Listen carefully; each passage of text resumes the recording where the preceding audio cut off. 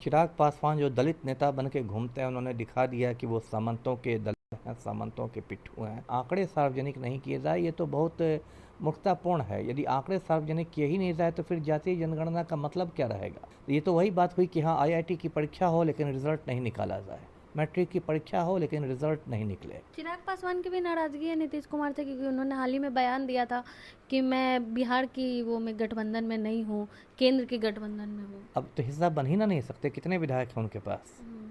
ये तो उनकी मजबूरी है, त्याग कोई थोड़ी है। उनके 5 सांसद हैं तो केंद्र में वो चले गए। बिहार बुला रहा है इस बार, इसीलिए उनको। बिहार ही में तो उनकी जड़ें हैं। ये कौन वो राष्ट्रीय स्तर के नेता हैं? चिराग पासवान हो या उनके पूज्य पिता रामविलास पासवान थे, ये लोग सब तो बिहार के ही क्षत्रिय नेता हैं। ये लोग कोई राष्ट्रीय स्तर के नेता नहीं हैं। ऐसा नहीं है कि कश्मीर से कन्याकुमारी तक चिराग पासवान का जनाधार है। ये लोग मूलतः बिहार के ही नेता, और बिहार में भी दलितों के ही नेता है, और दलितों में भी पासवानों के ही नेता है। सबसे पहले तो बिहार बुलाए, बंगाल बुलाए, उसको छोड़ के चिराग पासवान को अपनी बड़ी मम्मी राजकुमारी देवी को दिल्ली ले जा के रखना चाहिए। वो बेचारी शहर बन्नी में एकदम पुराना रेडियो की तरफ फेंका गई है। केंद्र सरकार ने जाति आधारित जनगणना कराने का फैसला लिया है, लेकिन केंद्रीय मंत्री चिराग पासवान का कहना है कि जाति आधारित गणना हो, लेकिन जो उसके आंकड़े हैं उसको सार्वजनिक नहीं करना चाहिए। तो इन्हीं सब मुद्दों पे बातचीत करने के लिए हमारे साथ पूर्व आईपीएस अमिताभ दास सर हैं। सर, चिराग पासवान ने जो बोला है आपने सुना होगा, क्या मतलब है इसका? ये मूर्खतापूर्ण बयान है चिराग पासवान का। और चिराग पासवान जो दलित नेता बन के घूमते हैं, उन्होंने दिखा दिया कि वो सामंतों के दलित हैं, सामंतों के पिट्ठू हैं। इसलिए ऐसी अनर्गल बात कर रहे हैं। देखिए, अभी 30 अप्रैल को मोदी कैबिनेट ने जातीय जनगणना कराने का फैसला किया है। कैबिनेट में चिराग पासवान भी सदस्य हैं। और एक तरह से ये राहुल गांधी ने सरकार को अपने सामने झुका दिया है, क्योंकि राहुल गांधी बहुत दिनों से जातीय जनगणना की मांग कर रहे थे, बहुत मजबूती के साथ, और पूरी भाजपा और आरएसएस इसका विरोध कर रही थी, है ना। लोग कह रहे थे, भाजपा आरएसएस वाले कह रहे थे कि जो राहुल गांधी हैं वो हिंदुओं को बांटने की साजिश कर रहे हैं। तो नितिन गडकरी कह रहे थे कि जो करेगा जात की बात उसको मैं मारूंगा लात। तो नरेंद्र मोदी कह रहे थे कि मैं तो सिर्फ 4 जातियों को जानता हूँ, गरीब, किसान, युवा और महिला। तो आदित्यनाथ कह रहे थे कि बटोगे तो कटोगे। तो पूरा भाजपा और आरएसएस जो था वो इसका विरोध कर रहा था 4-5 रोज़ पहले तक। लेकिन अचानक इन लोगों ने गिरगिट की तरह रंग बदला है और जातीय जनगणना की बात की है। इसकी 2 प्रमुख वजह हैं। पहली वजह तो ये है कि नरेंद्र मोदी देशवासियों का ध्यान पहलगाम हमले से हटाना चाहते हैं। पहलगाम हमले के बाद मोदी की बहुत फजीहत हुई, बहुत किरकिरी हुई, और बहुत भद्द पिट गई। लोगों ने कहा कि ये देश चलाने लायक नहीं है। मैंने भी कहा कि मोदी जी को इस्तीफ़ा देकर दोबारा चाय बेचनी चाहिए। तो कहीं ना कहीं मोदी ने ये जातीय जनगणना का शगुफा छोड़ दिया, जिससे कि अब पहलगाम की चर्चा नहीं हो और सब इसमें उलझ जाए। दूसरी वजह यह है कि 6 महीने के बाद बिहार में विधानसभा चुनाव होने वाले हैं। उसमें जो बिहार का सत्ताधारी गठबंधन है उसकी हालत बहुत पतली है। पलटू लगातार सी वोटर्स के सर्वे में तीसरे चौथे नंबर पर चल रहे हैं।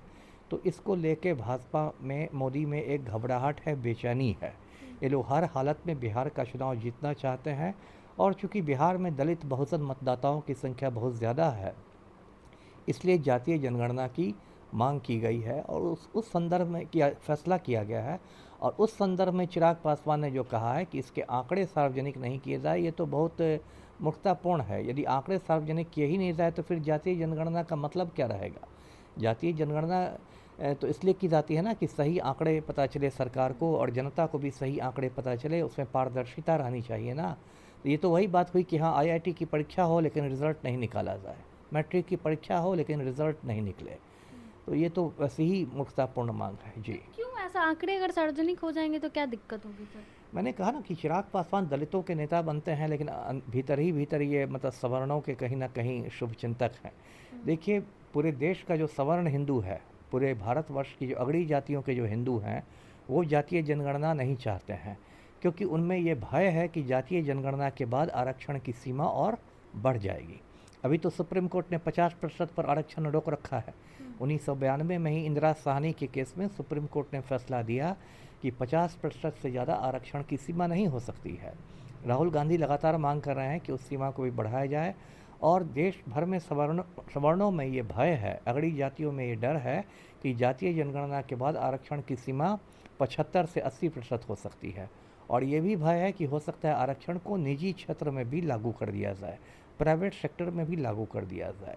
तो कहीं ना कहीं चिराग पासवान पर वो सामंती तबके का दबाव है कि वो इस तरह की मांग मतलब कर दें। जी लेकिन भाजपा को भी तो नुकसान होगा सर, क्योंकि स्वर्ण वोटर तो भाजपा के हैं अधिकतर। हाँ, ये तो एक मतलब नरेंद्र मोदी ने जुआ खेला है, क्योंकि जो अगड़ी जातियां हैं देश की वो भाजपा की कोर वोट बैंक हैं। और अगड़ी जाति के ज़्यादातर लोग जो हैं वो मुसलमानों से और दलितों से, बहुजनों से मतलब एक तरह से नफ़रत करते हैं। और वही लोग भाजपा के कोर वोट बैंक हैं जो आंख मूंद कर भाजपा को वोट देते रहे हैं। तो इससे तो ठीक है, मोदी हो सकता है दलितों और बहुजनों में पैठ बना ले, लेकिन अगड़ी जाति के लोगों में तो मोदी के प्रति नाराज़गी है ही। सोशल मीडिया पर यदि आप पोस्ट देखेंगे लोगों के, अगड़ी जाति वालों के पोस्ट देखेंगे या एक्स पर जिस तरह से वो लोग ट्वीट कर रहे हैं, उससे लगता है कि मोदी से उनकी थोड़ी नाराज़गी है जातीय जनगणना को लेके। जी चिराग पासवान की भी नाराजगी है नीतीश कुमार से, क्योंकि उन्होंने हाल ही में बयान दिया था कि मैं बिहार की वो में गठबंधन में नहीं हूँ, केंद्र के गठबंधन में हूँ। खैर ये सब तो मतलब क्या मैं कहूँ, फिर वही मूर्खतापूर्ण बयान। बिहार और केंद्र का क्या गठबंधन होता है? यदि आप एनडीए का हिस्सा हैं तो आप एनडीए बिहार में भी है, केंद्र में भी, आप दोनों का हिस्सा हैं। उनका कहना है बिहार सरकार का हिस्सा नहीं है वो। अब तो हिस्सा बन ही ना नहीं सकते, कितने विधायक हैं उनके पास? ये तो उनकी मजबूरी है, त्याग कोई थोड़ी है। उनके 5 सांसद हैं तो केंद्र में वो चले गए, बिहार में तो लोजपा रामविलास का एक भी विधायक नहीं है, तो मंत्री बनेंगे कहाँ से? बिहार बुला रहा है इस बार, इसीलिए उनको। अब बुला तो रहा है, तो बिहार नहीं बुलाएगा तो उनको चिराग पासवान को न्यूयॉर्क बुलाएगा।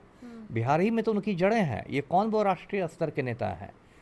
चिराग पासवान हो या उनके पूज्य पिता रामविलास पासवान थे, ये लोग सब तो बिहार के ही क्षेत्रीय नेता हैं। ये लोग कोई राष्ट्रीय स्तर के नेता नहीं हैं। ऐसा नहीं है कि कश्मीर से कन्याकुमारी तक चिराग पासवान का जनाधार है। इनके पिताजी का भी ऐसा नहीं था कि कश्मीर से कन्याकुमारी तक जनाधार था। ये लोग मूलतः बिहार के ही नेता, और बिहार में भी दलितों के ही नेता है, और दलितों में भी पासवानों के ही नेता है। ऐसे देखा जाए तो इन लोग का बहुत संकुचित जनाधार है।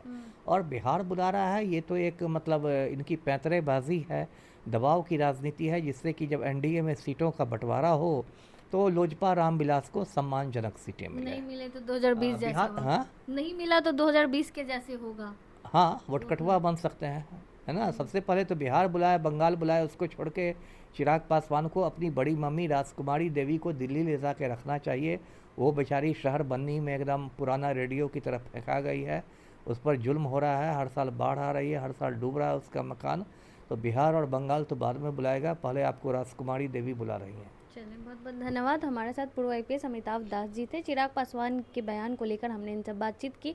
आपने सुना इन्होंने क्या कुछ कहा, बाकी अपनी राय कमेंट बॉक्स में ज़रूर दें। धन्यवाद।